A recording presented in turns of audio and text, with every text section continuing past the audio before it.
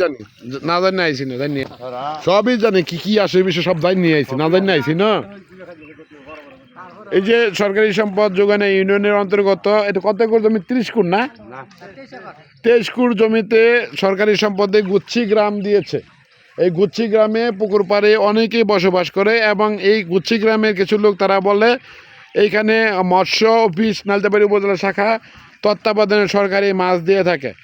তো এখানে তারা নিজেরাই আসলে আমাদের উপজেলা নির্বাহী কর্মকর্তা মাননীয় টিওনো স্যার সহ এসিলেন্ট মহোদয় তাদের কি এই মাছ জাল দিয়ে বিক্রি করার অনুমোদন দিয়েছেন, নাকি তারা এই সরকারি সম্পদে থেকে সরকারি মাছ বিক্রি করে খাওয়ার নিজেরাই তাদের কমিটি গঠন করে সভাপতি সেক্রেটারি হয়ে মাছ বিক্রি করছে।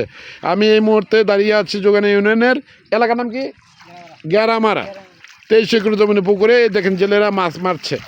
তো এইভাবেই দিন রাত সরকারি মাছ মেরে বিক্রি করে এবং সরকারি সম্পদে বসবাস করে।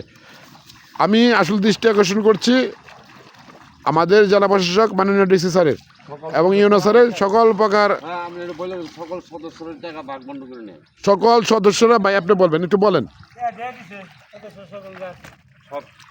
সকল সদস্য এই গুচ্ছি গ্রামের সবাই না? জি বলেন একটু। সবাই মিলামিশে মাছ ধরে বিক্রি করা হয়।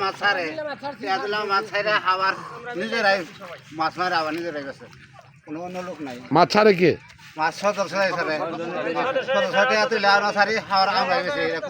সরকারি ভাবে মাছ দেয় না? সরকারি ভাবে মাছ দেয় না?